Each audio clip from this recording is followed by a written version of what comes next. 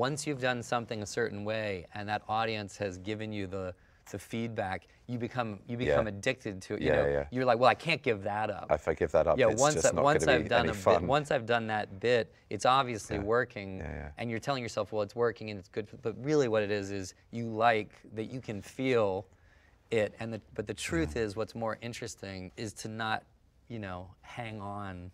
No, not and try to control it, because I think when you're trying to control it and replicate the same thing, then it actually becomes quite boring. It becomes dead very quickly. I mean, I did a Katie Mitchell production. She's the most extraordinary director when it comes to process, and it was extraordinary. The first preview we did, the first scene, Hattie Morahan and myself, and we were sort of utterly perplexed by the fact that this fourth wall didn't exist, that there were people looking at what we were doing and our work and finding it funny.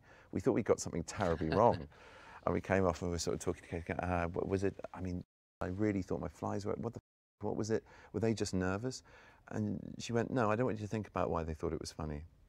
I said, oh, is it funny? I don't want you to think about why they thought it was funny, you know, so, because that's such a thing, you know, chase a laugh or a moment of, you know, sort of a dramatic high or whatever the shape of that thing that worked is. And you're in a dead space very, very quickly. And it was great going in from rehearsals, but it's so hard to maintain that attitude. It takes, that's, I think, the strongest. People say, how do you learn lines? How do you deal with nerves? How do you deal with being in front of an audience?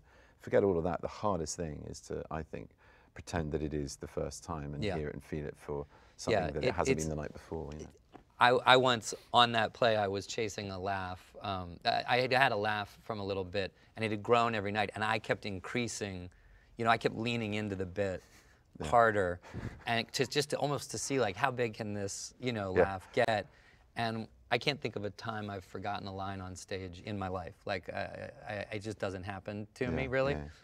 And we were in previews on this thing, and I leaned into this bit too much, and I got this huge laugh. And it's really, and I kind of stood up, and it's kind of these Coke-fueled like monologues, and I let the laugh and the satisfaction just threw me off that much, and I started in, and Catherine Keener was gave me this look like, what?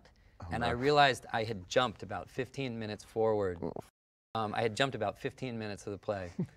And as I began to realize that I had done that, but you're still steaming forward, I'm seeing the other actor off stage whose entrance I have now jumped, looking at me like, what?